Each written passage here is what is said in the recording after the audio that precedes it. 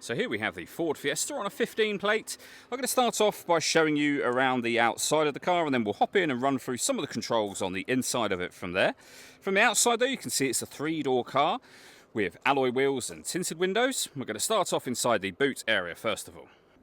As we approach the back of the car, you can see we have reversing sensors, plenty of boot space as well, along with that 60/40 split folding rear seat should you wish to increase this space even further again. Okay, so we're just going to work our way back around to the front of the car, and then we'll hop in and run through, as I said, just some of the controls on the inside of it from there. Just briefly before we climb in, I think it's well worth seeing the interior from this exterior point of view. There's plenty to run through on the dashboard, so let's hop in and we'll do that now. Okay, now that we're inside the car, we're going to start with the dials on the left-hand side. We have the rev counter, we have the speedometer on the right-hand side. In the centre at the bottom, the fuel gauge.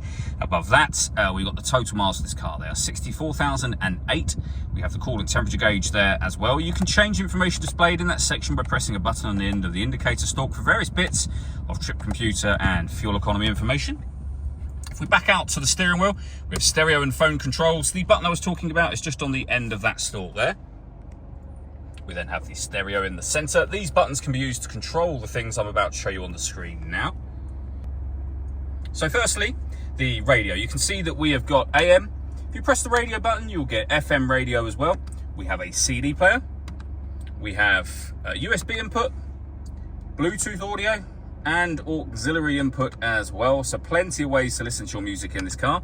You can, of course, also pair up your phone. Again, all done with these buttons here. We have the main volume for the stereo.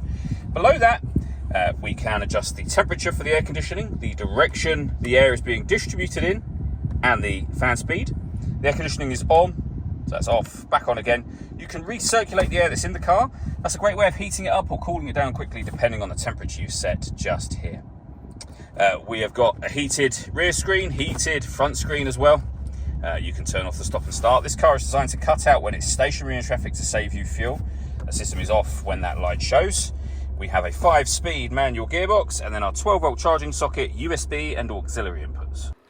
All that leaves me to say is thank you for taking the time to watch this video. If you'd like to come and see the car for yourself and have a test drive, please feel free to give us a call here at Surrey Specialist Cars. We'd love to hear from you soon.